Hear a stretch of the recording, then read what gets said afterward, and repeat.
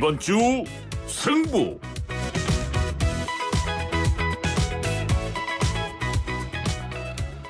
뉴스 정면 승부 3부 시작합니다. 이번 주 승부입니다. 오늘도 이 승부 누가 이기는 거, 제가 오늘 이 코너 처음 진행해서 이게 어떻게 되는지 모르겠지만 하여간 누가 이기는지 한번 보겠습니다. 두 분 나와 계시죠? 자, 인사이트 K의 배종찬 연구소장 나와 계십니다. 어서 오십시오. 안녕하십니까, 배종찬입니다. 휴먼앤데이터의 이은영 소장 나와 계십니다. 네, 안녕하세요, 이은영입니다. 보통 누가 이겨요? 제가 이겨요. 아, 그래요? 네. 아니, 제가 여성을 이길 수가 없죠. 항상 집니다. 하여간 누가 이기든 저는 그냥 보기만 하면 되는 거니까. 네. 자, 근데 우리 첫 번째 이 얘기부터 해야 될 것 같아요. 방금 전에 나온 소식인데 그 이명박 전 대통령과 김경수 전 경남지사 두 분이 사면이 됐는데, 이 이명박 전 대통령은 사면 복권이 다 된 거고 김경수 전 지사는 사면만 된 거죠? 그렇습니다. 그동안 계속 이야기가 또 흘러나왔던 것이 복권 없는 사면은 이제 김경수 전 지사에 해당되는 것이거든요. 우리 청취자분들께서 복권이 없다는 게 무슨 말인가, 그 이야기는 정치적으로 선거 같은 활동을 할 수가 없는 피선거권이 박탈당하는 것이 복권이 없는 겁니다.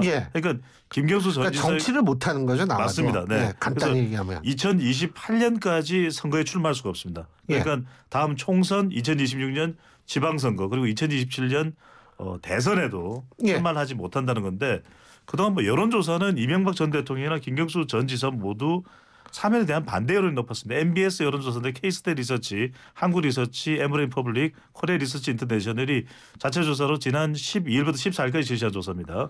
이명박 전 대통령에 대해서는 사면 찬성 39%, 반대 53%, 김경수 전 지사는 찬성 34%, 반대 51%인데 흥미로운 건 더불어민주당 지지층에서도 절반 정도는 김경수 전 지사의 사면에 대해서 반대로 나타났습니다. 자, 우리가 괜히 걸릴 이유가 없으니까 제가 마저 말씀을 드릴게요. 자, 12월 14일 사흘간 전국만 18세 이상 남녀 1000명을 대상으로 한 조사고요. 자, 표본 오차는 95% 신뢰 수준의 플러스 마이너스 3.1%포인트고 자세한 것은 중앙선거 여론조사 심의위원회 홈페이지 참조하시면 됩니다. 왜냐하면 또 법은 지켜야 되는 거니까. 전설의 진행자라 다르지. 왜 그러십니까? 오늘 날씨가 너무 추웠나?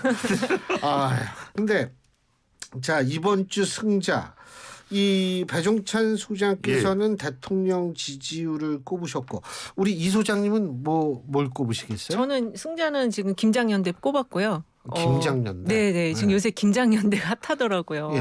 그 패러디하는 말도 굉장히 많이 나와 있고 해서. 김장철이지 않습니까? 김장철은 지났죠. 네. 아무리 직접 살림을 안 하신다 그래도 김장을 지금 한다 그러면 안 되죠. 제가 배추도사거든요. 그러네 참. 네, 맞아요. 자, 그러면 일단 대통령 지지율부터 얘기해 볼까요? 네, 그렇습니다. 윤석열 대통령 지지율이 계속해서 한 5주 가까이 지금 계속 올라가고 있거든요. 그래서 이 지지율이 어디까지 올라갈 수 있을까? 이 부분이 가장 크게 주목을 받고 있는 부분이고, 그래도 대통령 지지율이 올라갔다는 것은 어떤 이유이고를 떠나서 대통령의 지지율만큼은 승자다, 이렇게 좀 꼽아봤습니다. 윤석열 대통령은 최근 지지율에서 45%까지 육박하는 조사 결과가 나타났거든요. 국민 리서치 그룹, 오늘 소개해드리는 모든 조사는 중앙선거여론조사심의위원회 홈페이지에서 확인 가능한데요. 국민 리서치 그룹과 에이스 리서치가 뉴시스의 의뢰를 받아서 지난 17일부터 19일까지 실시한 조사입니다. 윤석열 대통령 국정수행 긍정평가 44.5%, 부정평가는 54.1%로 나타났습니다. 하여튼 발표돼서 지금 언론 보도된 조사 중에서는 이 44.5%가 가장 높은 수치입니다. 근데 여러 가지 요인이 있을 것 같은데 이 소장님은 뭐라고 보세요? 일단은 지금 말씀해 주신 국민 리서치 그룹이 이게 뉴시스 의뢰 받아서 한 건데, 이게 지금 응답률이 0.8%예요. 3일 동안 조사했는데 0.8%여서 사실 지금 이 ARS 조사들 그 조사 방법에 대해서는 좀 고민을 할 필요가 있다라는 거 먼저 지적하고 싶고, 대통령 지지율 지금 상승 물론 했는데 지금 여러 가지 이야기들이 나오고 있지만, 역시 이제 도어 스태핑을 안 함으로써 그 부정적인 그 요인들을 좀 제거를 했다. 이걸 가장 좀 많이 꼽으시는 것 같습니다. 저는 이제 도어 스태핑을 안 한 것이 부정적인 논란을 해소한 것도 있겠지만 저는 이제 지지율이 올라간 것은 역시 지난 대선에서 윤석열 대통령의 지지층 투표했던 이른바 윤찍 지지층 48.56%를 결집해 나간 효과로 보입니다. 이른바 단대 전략, 단대 효과. 명지대가 아니네요. 네. 그래서 이 단대는 뭐냐면 하나도 안 웃겨요. 알겠습니다. 네. 네. 자제하겠습니다. 단호한 대응. 예. 그러니까 단호한 대응을 계속하는 게 지난 화물연대 파업에 대해서도 법과 원칙을 강조하면서 단호한 대응. 그다음에 북한에 대해서도 단호한 대응. 예산안도 단호한 대응. 또 문재인 정권 수사에 대해서도 단호한 대응. 이재명 대표의 검찰이 지금 수사를 하고 있는 거죠. 단호한 대응. 이런 쭉 언론에 대해서도 단호한 대응. 이런 단호한 대응이 보수 지지층을 일단 결집을 했다. 네. 그러니까 그게 지금 단호한 대응이라고 표현을 하셨는데 그게 내용적으로 보면 꼭 좋은 의미는 아니에요. 왜냐하면 이제 소통할 땐 소통하면서 단호한 대응을 해야 되는데 그렇지 않고 지금 계속 단호한 대응만 하고 있어서 보수 지지층이 그동안 좀 너무 휘둘린다 대통령이 또는 대통령이 너무 대통령스럽지 않고 검찰총장 같다 이런 이야기가 있었는데 어쨌든 그 부분을 좀 휘둘리지 않는 모습을 보여주면서 보수 지지층이 좀 결집을 했다라고 할 수 있는데 지금 7개월 지났거든요. 7개월 그 대통령 지금까지 지지율 평균이 34.6%입니다. 그러니까 우리가 뭐 40%가 넘었냐 막 이렇게 얘기하지만 아직은 그 상황은 아닌 것 같고 그리고 지금 그 미디어 토마토 디지털 타임즈가 갤럽에 의뢰해서 한 조사가 19일 20일까지 있었는데 이 조사를 보면은 대선 때는 지지했지만 지금은 지지하지 않는다. 이 응답층이 한 14.3%나 됐더라고요. 예, 그 여론조사는 1,005명을 대상으로 그렇습니다. 한 여론조사입니다. 예, 네네. 1,005명 대상으로 했고요. 진짜 있잖아요. 여론조사 얘기하려면 아주 제가 조마조마해요. 체크할 게 많죠. 예. 아니 근데 네. 제가 사실은 이걸 말씀을 드릴까 말까 예. 했는데 지금 중앙선거 여론조사 심의위원회에서 이제는 이미 발표된 조사는 예. 인원수까지는 굳이 이야기를 안 해요. 네네. 근데 가끔 가다가 중앙 여론조사 심의위원회에 네. 등록이 안 된 네네. 그런 것들이 있어요. 그렇습니다. 가끔 네. 가다. 네. 그러니까 등록이 이건- 안 된 게 아니고 정당 지지도 문항을 조사를 안 해서 그렇죠. 거기 이제 올리지 올리지 않고? 않는 예, 거죠. 예, 등록이 예. 안 된 거죠. 네. 그렇죠. 예. 네. 그런 거 이 걸러내기가 쉽지가 않더라고요. 그렇습니다. 예. 근데 참 그런데 저는 사실 뭐라고 생각하냐 하면 예. 궁금합니다. 지금 아니요. 제가 또 다 얘기를 한다기보다는 예. 두 분 말씀이 다 동의를 하는데 그런데 이제 이 민주당의 어떤 독주라든지 이런 것에 대해서 일종의 피해자 이미지를 윤 대통령이 받았기 때문에 지지율이 올라간다라는 그런 얘기도 있더라고요. 어떻게 보세요? 그럴 수도 있겠죠. 이제 보수층이 결집한 이후에는 이제 야당으로부터의 공세 그 부분이 지난 11월 중순까지는 계속 이어졌거든요. 예. 지금도 뭐 계속 이어지고는 있습니다만 그런 또 상황 속에서 윤석열 대통령들의 지지층들이 결집했다 이렇게 봐야 될 것 같고 그 국면 속에서 윤석열 대통령이 과연 어떤 국정 스타일을 보이느냐가 중요했는데 지난 11월 한 중순까지는 도어 스태핑을 중단하기 이전입니다. 이 도어 스태핑을 하는 대통령의 발언이 또 보수 지지층이 결집하기 힘들게 만드는 그런 논란으로 번지게 됐거든요. 논란이 많았죠. 사실. 그런데 네. 11월 중순 이후에 도어 스태핑도 안 하고 단호한 대응이라는 게 물론 이제 긍정적인 면만을 두고서 말씀드리는 건 아닙니다. 여하튼 보수층들이 결집하는 그런 계기가 좀 마련됐다 이렇게 봐야 되겠죠. 피해자 이미지라고 말씀하신 거는 동의가 잘 안 돼요. 왜냐하면 단호한 대응이라고 지금 계속 저한테 얘기했기 얘기하실 필요는 없고 네. 그런 얘기가 있다. 그런 주장이 일각에서 그런 주장이 있다는 것도 좀 잘 이해가 안 되고요. 근데 그러면은 네. 지금 이 노동연금 교육 분야 이쪽에 이제 개혁 드라이브를 걸면 그렇습니다. 또 올라갈까요? 지금 일단은 이제 아젠다 세팅을 했다. 왜냐하면 이제 7개월이 지났는데 국정 운영의 방향성 제시가 잘 안 됐었거든요. 근데 이번에 이제 그 개혁 3대 개혁을 하겠다라고 해서 방향성 제시를 했기 때문에 이제 그게 이제 보수층으로서도 이제 결집의 요인은 됐지만 사실 여기에 플러스 하나가 더 돼야 되는 게 경제에 대한 기대감이 플러스가 돼야 돼요. 그리고 이 개혁을 하려면 특히나 이제 노동 개혁을 하려면 그 독일 같은 경우도 독일의 노동 개혁을 지금 차용을 해서 지금 이번에 이야기를 한 건데 대연정을 했어요. 그래서 그거를 성사를 시켰거든요. 근데 지금 윤석열 대통령과 현 정부는 야당과 전혀 대화를 하지 않고 있기 때문에 그래서 이 플러스 알파의 요인이 만들어지지 않으면 사실 이 아젠다만 세팅해놨다고 해서 지지율 상승이 된다라고 보긴 좀 어렵죠. 저는 예. 첫 번째로는 이제 노동연금 그리고 교육이 이제 윤석열 정부의 3대 과제가 되어버렸어요. 왜냐하면 발표를 할 때마다 또 회의가 있을 때마다 뭐 민생 국정과제 점검회의 등에서 계속 강조를 하거든요. 그러면 이제 그 내용들을 보면은 조금 민감한 것도 있고 당연히 이건 해야 되겠다 싶은 그런 내용들도 있거든요. 과연 이걸 얼마만큼 성과를 내는 추진을 하냐. 그러니까 용두사미가 되어서는 안 되겠죠. 그래서 저는 포인트를 보면은 반드시 효과가 나는 쪽으로 적극적으로 또 추진력 있게 가는 것이 일단 중요할 것 같고 예. 두 번째로는 법안이 통과되는 부분도 있습니다. 분명히 그런 부분들을 어떻게 하면 더불어민주당과 협력을 이끌어낼 것이냐 이 부분도 중요하고 세 번째로는 뭐냐면 결국 이제 민심인데 가령 주 52시간을 69시간으로 하는 거는 지금 신윤 앵커께서는 주 5일에 69시간 일주일에 일하는 거면 하루 몇 시간인지 아십니까? 그럼요. 그것도 상당히 많아요. 13.8시간이거든요. 그러니까 52시간도 사실 예, 오전 거예요. 6시에 나와서 밤 10시에 들어가야 돼요.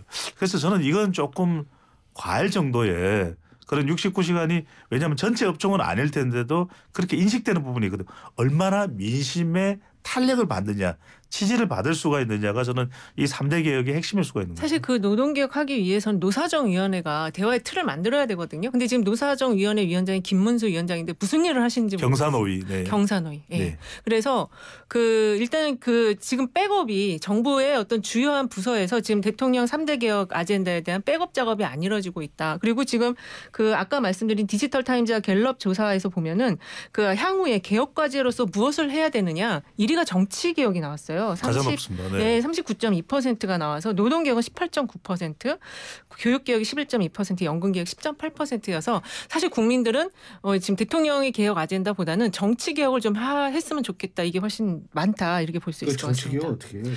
정치개혁은 사실 이제 제도개혁적인 면에서는 지난 대선 때 다 공약들이 나왔어요. 그럼 그거를 만들기 위한 틀을 먼저 구성하는 게 필요하죠. 근데 뭐 지금 일단 우리가 오늘 예산안 봐도 지금 뭐 양쪽이 전부 만족을 못 하고 있고. 네, 맞습니다. 사실은 그 민주당 같은 경우에 사실 절대 다수의 의석을 통해서 상당히 독주한다는 평가가 많기 때문에 그 가능할지 모르겠어요. 아니 그것 때문에 지금 탄핵 소추안을 지금 못 내고 있어서 민주당 지지층에서는 오히려 그거에 불만 요인이거든요. 탄핵 소추요? 네. 누구? 이상민 장. 이상민. 네. 당연히 이 탄핵 대상이 많아가지고 그냥 탄핵만 얘기하시면 대통령을 생각하시는 저는. 네. 자꾸 탄핵 이야기하시는 건 헥헥거리게 되는데 근데 무슨 말씀이냐면은 결국 정치 개혁이 대통령의 윤석열 정부의 3대 개혁보다 더 높다는 건 저는 여의도 정치에 대한 국민들의 참담한 평가라고 보거든요.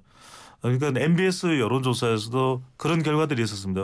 국가기관의 신뢰도를 물어보는 조사에서 국회가 가장 낮았던 거. 그럼 결국 뭐냐면 지금 국회가 제 역할을 못한다. 그래서 저는 87년도 이후에 그대로 이 국회의원을 뽑는 제도. 그럼 저는 이제 국회가 제대로 일을 못하면 이렇게 예산안을 시간을 옮겨가면서도 민생 제대로 반영하는 것도 아니고 결국 짜집기 예산안이 된 거 아니겠어요? 그러면 국회를 해산해버린다든지 국회의원을 소환할 수 있는 그런 제도가 저는 헌법 개정이 이루어져야 된다고 봅니다. 자. 화제를 바꿔보죠. 아까 김장연대 하셨잖아요. 네. 예? 네네 그렇습니다. 김장연대.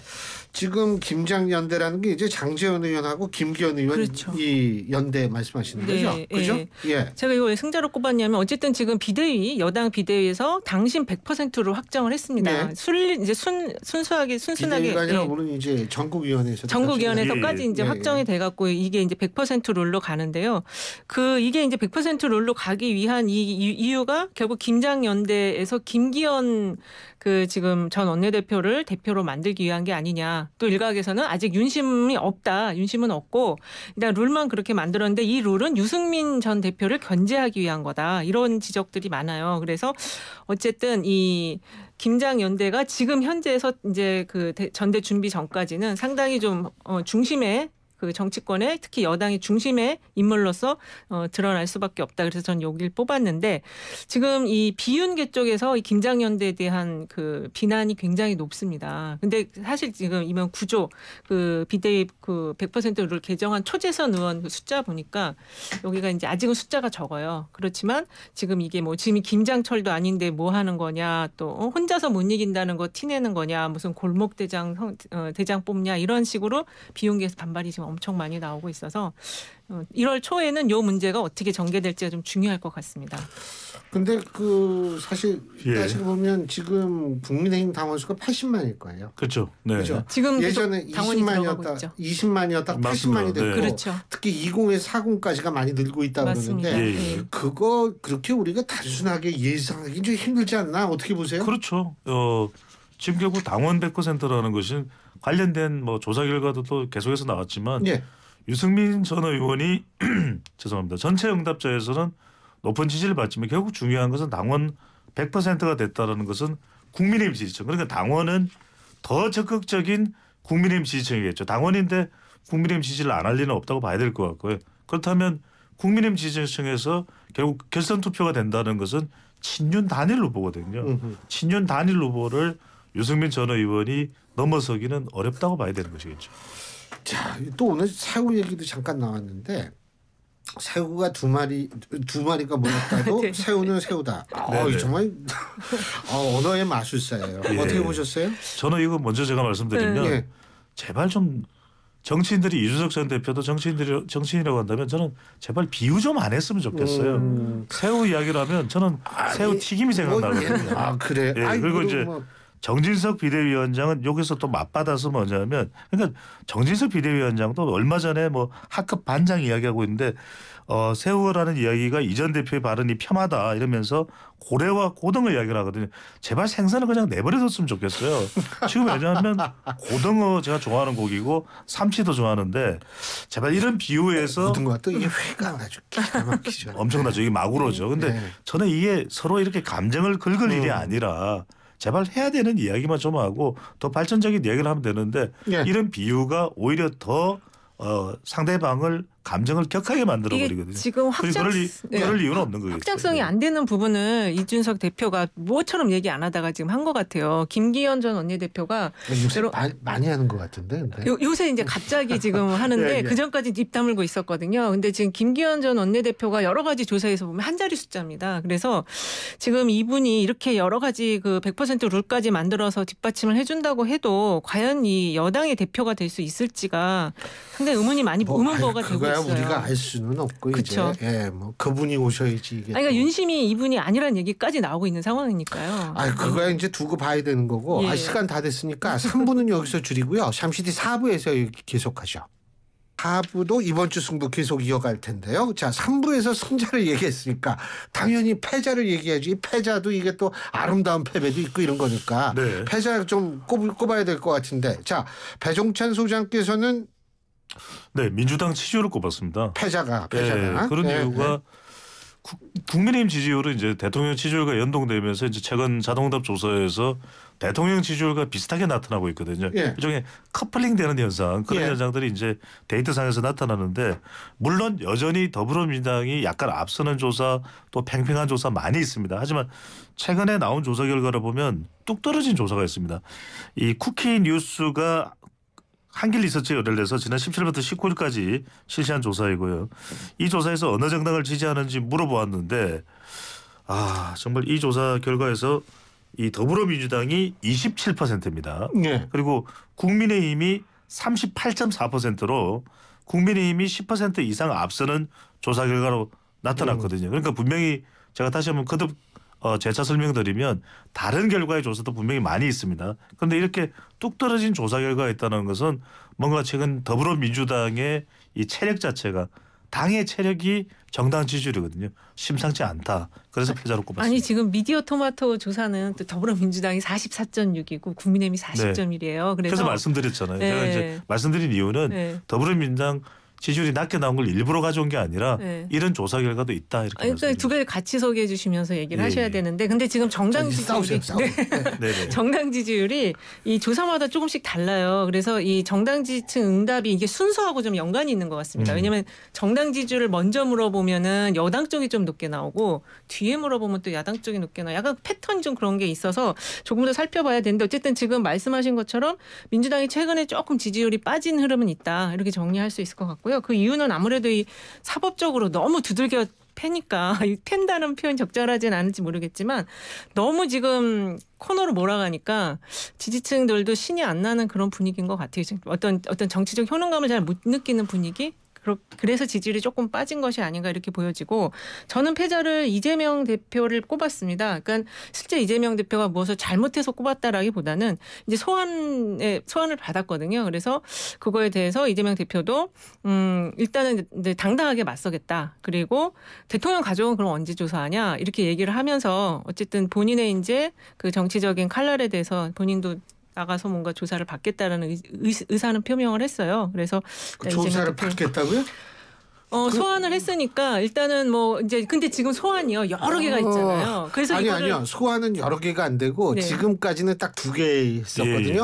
허위사실 공표 공직선거 위반 관련된 네. 그때 소환이 있었고 이번 성남 FC 의혹 문제로 두 번째밖에 안 되고 그리고 지금 민주당 대변인은 소환에 응하지 않겠다고 지금 얘기를 하고 있습니다. 그렇죠. 이제 대변인은 그랬는데 그 말을 한 배경은 지금 여러 개가 이제 언제 검찰이 어떤 내용으로 부를지 모르니까 좀 정리를 해서 어차피 부를 때 그걸 뭐 계속 불러갖고 뭐 2번, 3번 계속 불러서 그걸 조사한다라는 거는 결국에 망신주기로 보여질 수가 있거든요. 아니, 근데 그 사안이 다른데 그걸 한꺼번에 모아가지고 잠깐만요. 근데 지금 이게 우리도 조금 정리를 해야 되는 게 제가 민주당 지지율을 하고 있었던 거예요. 맞아요. 근데 갑자기 이 이야기가 안 끝나는데 근데 그걸 또 우리가 또 이렇게 연결을 시켜야 돼요. 그렇죠. 이게 어떻게 연결되냐? 연결이 돼요. 그러면은 이재명 대표의 사법 리스크가 일정 부분 영향을 미쳤을까요? 이렇게 되면 되는 거죠. 이건 제 분석이 아닙니다. 그래서 제가 한길 리서치 조사 결과를 가져온 게 뭐냐면 앞으로 어떻게 되느냐에 대해서 상당히 영향을 최근에 어떤 정황들이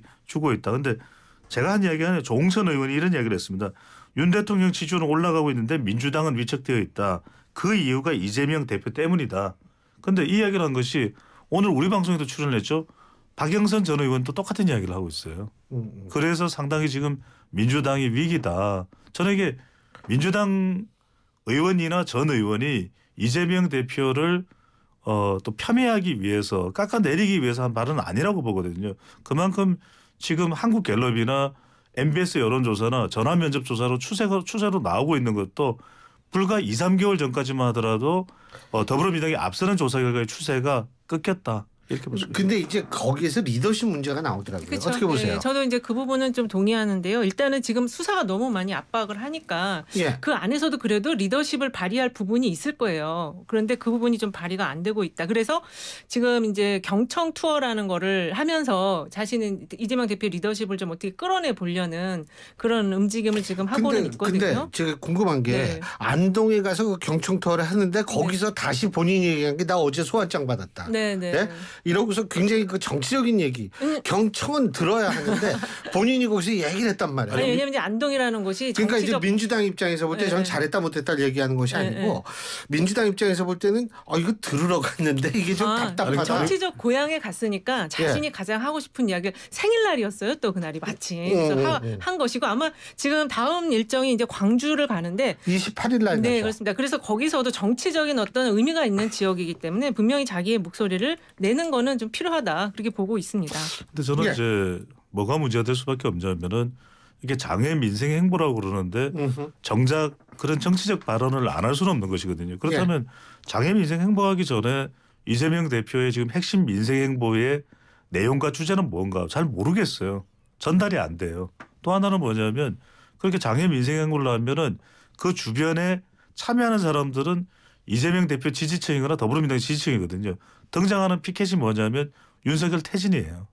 그러면은 서울에서는 그렇게 장애 민생 행보를 하면은 맞불 집회는 또 이재명 구속이에요. 그래서 저는 이 장애 민생 행보가 별로 그다지 효과가 없는 것 같아요.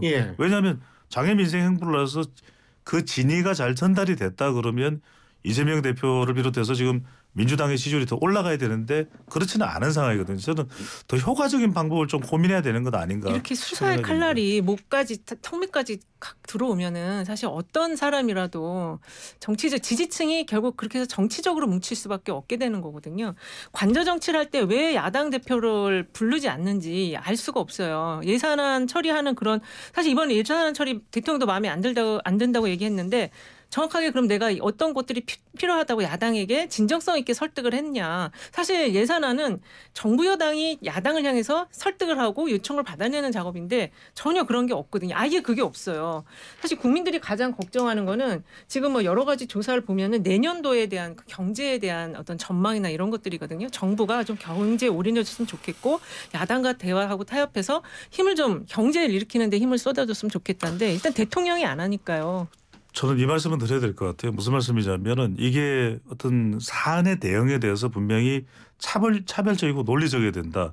저도 윤석열 대통령 국정 운영에 대해서는 상당히 국민들의 불만족이 높다고 봅니다. 왜냐하면 아직도 지지율이 올라가긴 했지만 부정평가가 더 높고요. 그다음에 이태원 참사와 관련해서도 이상민 장관의 거취 또 대국민 사과 이런 부분도 우리가 여론으로 나타나는 걸 보면 상당히 불만이 많이 있고 또 검찰의 수사의 균형성에 대해서도 김건희 여사와 관련된 의혹들에 대해서 수사 저거 필요하다고 봅니다. 그런데 그것을 주장하는 것과 이재명 대표의 이 사법에 대한 해명과 대응이 필요한 것은 별개인 거죠. 저는 정부에 대해서 윤석열 대통령에 대해서 계속 비판할 수 있다고 봅니다. 하지만 윤석열 대통령 또 김건희 여사가 문제가 있으니까 나는 문제가 없다. 이렇게 해소할 수 있는 사안이 아니에요. 그러니까 이재명 대표는 이재명 대표대로 아니 그러니까 정부에 대한 비판과 부정적인 평가는 부정적인 평가인 것이고 이재명 대표에 대한 이 의혹들은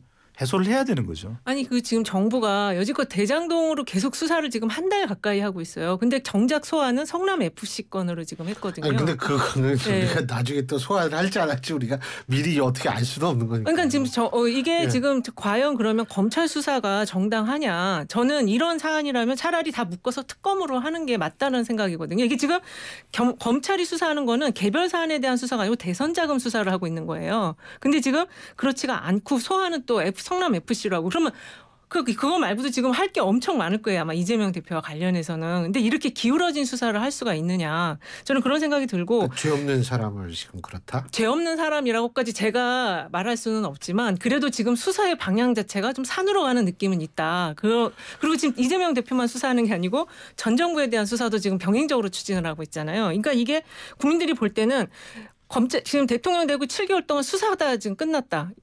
사실 가장 대통령이 일을 많이 하는 때가 딱 6개월 안쪽이거든요. 그래서 그런 부분에 있어서 얘기를 하는 것이고 지금 그 뭐 조홍천 의원이 아까 이제 그 이재명 대표 때문에 이제 민주당 지지율이 떨어졌다라고 하지만 민주당 지지층이 이재명 대표에 대한 그 결집력은 68%가 나와요. 이게 지금 MBS 조사 자료를 보면 그렇게 나오거든요. 그래서 이런 한두 명의 조홍천 의원 같이 이제 이재명 대표의 리더십을 비판하는 사람도 있지만 지지층은 아직까지는 대안부재론 일 수도 있겠지만 이재명 대표에게 올인하고 있다. 이렇게 정리할 수 있을 것 같아요. 두 가지는 말씀드려야 될 것 같아요. 하나는 민주당 지지층들이 이 결집을 하는 부분에 대한 결집을 하지 못하는 부분에 대한 지적도 있겠지만 대통령에 대한 부정평가가 60%대 중반일 때도 민주당의 지지율이 좀처럼 올라가지 않았어요. 그 부분에 대한 부분을 지적하고 평가하는 것이고 두 번째는 잠깐만 제가 이야기가 끝나지 않았으니까요.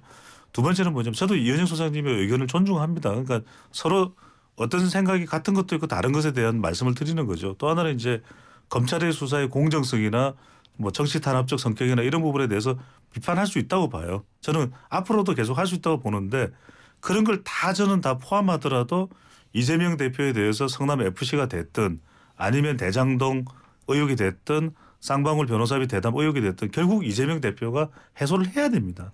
그건 여전히 남는 거예요. 그러면은 이건 정치적 탄압이라고 해서 앞으로 계속해서 검찰 수사에 대해서 그것으로 대응을 할 수 있냐? 그렇지가 않아요. 이게요. 그 전 정부에 대한 수사라든지 그리고 이재명 대표는 전 대선 후보였어요. 경쟁자였는데 그런 수사들을 검찰이 직접 하는 거는 공정하지 않습니다. 이거는 다 특검을 통해서 해야 되고 이런 식으로 한다면 이 지금 윤석열 대통령도 임기 끝나고 나면 검찰 수사를 하는 거예요. 여지까지 있었던 정책적 행위라든지 또 그 야당에 대한 수사 모든 것들이 다 검찰 수사로 들어갈 수밖에 없다. 결국 부메랑 효과라는 거죠. 그러니까 국민들은 대통령이라는 거는 지지층만의 대통령이 아니거든요. 국민의 대통령이고 싫더라도 그렇게 행보를 해주길 원하는데 대통령 소리를 안 들으니까 대통령 지금 7개월 평균 지지율이 34.6%예요. 근데 잠깐만요. 제가 이 말씀을 짧게 드리고 저도 윤석열 대통령이 임기 동안 잘못한 게 있다면 임기가 끝난 이후에 수사받을 수 있다고 생각합니다.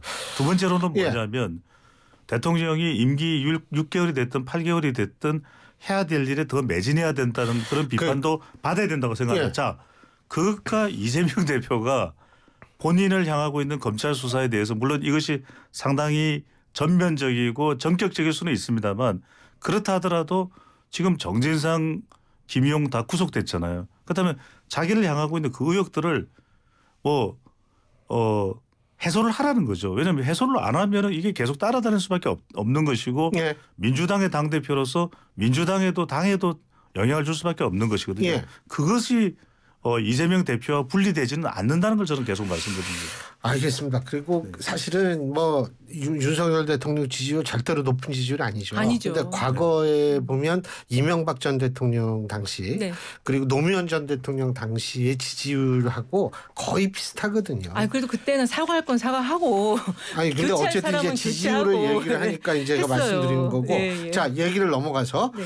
우리 이은영 소장님이 꼽으신 승부처는 전당대회죠. 그렇습니다. 국민의힘 전당대회입니다. 지금 전당대회가 안개 속으로 들어가는 느낌이에요. 일단은 룰은 개편을 했지만 아까 앵커님께서 계속 말씀하신 것처럼 80에서 지금도 들어오고 있는 당원들. 이 사람들이 도대체 누군가. 이거는 지금 여론조사가 계속 나오고는 있지만 근데 그거 몰라요. 여론조사 갖고는 전혀 알 당에서 수가 원래 없습니다. 민주당이든 국민의힘이든 그렇습니다. 그거 밝히지 않거든요. 그렇습니다. 예. 그래서 지금 여론조사상으로는 유추를 해보는 거지 실제 그 움직임을 전혀 알 수는 없거든요. 다만 지금 비윤계 주자들이 여론조사상으로 전체와 그다음에 당심 국민의힘 지지층을 보더라도 비윤계 의원들이 탑3를 다 하고 있다. 현재 보면 나경원 의원의 지지가 상당히 지금 올라가고 있는 흐름도 있어요. 그래서 과연 지금 아까도 김장현도 얘기했지만 이렇게 순리대로 이렇게 갈 수 있는 거냐 예. 좀 봐야 될 것 같아요. 예. 예측하기가 쉽지 않을 것 같습니다. 그래서 지금 거론되고 있는 이른바 친윤 후보라고 할 수 있는 김기현 의원이나 권성동 의원의 파괴력이 친윤 세력에 기대에 못 미치는 것 같아요. 그래서 관련된 여론조사도 오히려 유승민 전 의원의 전체 응답자에 대한 지지율이 계속 높아지고 있는데 결국 중요한 것은 당원 100%가 된 것이거든요. 그리고 결선 투표가 있기 때문에 결과적으로는 결선에서는 친윤 단일 후보가 될 가능성이 상당히 높겠죠. 물론 네. 이제 이것을 뭐 단정할 수는 없습니다. 왜냐하면은 예선을 했는데 유승민 전 의원 또 안철수 의원, 나경원 의원이 올라갈 수도 있는 거니까. 하지만 저는 결과적으로 지금 흘러가는 구조는 유승민 전 의원이 참 힘든 싸움이 될 수밖에 없는 그런 전당대회 구조로 가고 있다 이렇게 보입니다. 사실 이게 지금 뭐 당내 누가 대표 되느냐도 중요하지만 더 중요한 거는 그다음 총선에서 국민들이 누굴 선택하느냐 이거 다 연결돼 있는데 아까 말씀드린 디지털 타임즈 갤럽 조사 보면 다음 총선에서 여당 후보가 당선됐으면 좋겠다 41.4, 야당 후보가 당선됐으면 좋겠다 52.0이에요. 그래서 지금 그 여론조사는 어디에서 한 거죠? 이게 지금 갤럽이 한 거고요. 아까 말씀하셨습니다. 디지털 날짜랑 타임즈. 디지털 타임즈 타임즈. 의뢰로 갤럽. 예 그렇습니다. 그래서 지금 뭐 당 대표가 지금 당내 민주주의가 이렇게 잘 작동하는 거 오랜만에 처음 봅니다. 참 좋은 현상이라고 저는 생각을 하는데 결국에는 이게 당 대표를 뽑아도 총선에서 과연 이길 수 있느냐 이건 또 별도의 다른 문제라는 거죠. 두 가지는 말씀드려야 될 것 같아요. 저도 이제 승부처를 이재명 대표의 네. 소환으로 했고 우리 시간이 많지 않기 때문에 첫 번째로는 그 디지털 타임스와 그리고 한국 갤럽의 조사에서 총선에서 야당 후보에게 투표하겠다지만 네. 그 야당이 더불어민주당이 아니라는 것 전체적으로. 그러니까 이제 더불어민주당이 가장 강력한 야당이지만 이 삼당을 얘기하시는 그 건가요? 반사 이익을 그러니까 이제 지지율상으로 그게 나온 걸 보면은 더불어민주당 쪽으로 향하고 있지는 않다. 네. 그건 굉장히 민주당에서 빼앗을 수밖에 알겠습니다. 없고 이 예. 소환에 어떻게 대응하느냐도 이재명 대표의 뭐 정치적 위상에도 영향을 네. 주겠지만 저는 민주당의 지지율에도 영향을 줄 걸로 보입니다. 알겠습니다. 뭐 제가 보니까 뭐 두 분이 누가 이긴지 잘 모르겠는데 다음 주에 제가 한번 들어볼게요. 제가 졌어요. 오늘 두 분 말씀 잘 들었습니다. 고맙습니다. 네 감사합니다. 고맙습니다. 예, 지금까지 이은영 휴먼앤데이터 소장 그리고 인사이드 K의 배종찬 연구소장 두 분과 함께했습니다.